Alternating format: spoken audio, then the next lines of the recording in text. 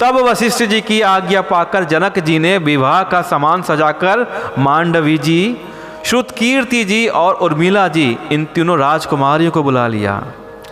अब मैं आपका ध्यान जनकपुर की उन स्त्रियों की तरफ ले जाता हूं जो चर्चा कर रही थी कि दो राजकुमार और आए हैं। दोनों राजकुमार राम लक्ष्मण जैसे हैं, दोनों के नाम भरत शत्रुघ्न हैं।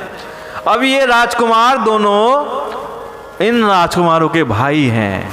ये राजकुमार आ तो गए हैं, ये कुंवारे आए हैं जनकपुर में, लेकिन कुंवारे वापस नहीं जाने चाहिए। ये दोनों राजकुमार विवाहित होके जाने चाहिए, अर्थात कि जनकपुर में ही इन दोनों राजकुमारों का विवाह होना चाहिए।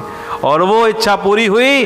आज चारों राजकुमारों का विवाह जनकपुर में हो गया।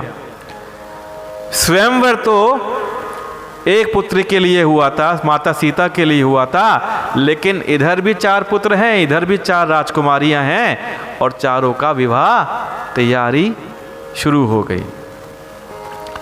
तो तीनों राजकुमारियों को बुला लिया गया। कुशध्वज की बड़ी कन्या, अब जो मांडवी जी हैं वो राजा जनक जी के भाई हैं, जिनका नाम है कुशध्वज। तो कुशध्वज जी की बड़ी कन्या मांडवी को, जो गुणशील और सुख और शोभा की रूप हैं, राजा जनक ने प्रेम पूर्वक सब रीतियां करके भरत जी का उनसे विवाह कर दिया। तो भरत जी का विवाह किससे हुआ? मांडवी से। आइए आगे की व्याख्या, आगे के छंद पढ़ते हैं। जानकी लघु भगनी सकल, सुंदर शिरोमणि जानिके, सोतनय दीन्हि ब्याही, लख नहीं सकल विधि सन्मानिके। जय ही नमो श्रुत कीरति, सुलोचनी सुमुखी शुभ गुण आगरी, सोदई रिपु सूद नहीं, भूपति रूपशील उजागरी। अब जानकी जी की छोटी बहन का नाम है उर्मिला।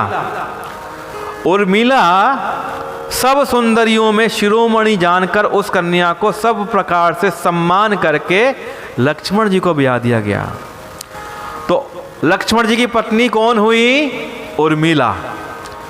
और जिनका नाम श्रुतकीर्ति है, जो सुंदर नेत्रों वाली है, सुंदर मुख वाली है, सब गुणों की खान है और रूप और शील में उजागर है, उनको राजा ने शत्रुघ्न से ब्याह दिया।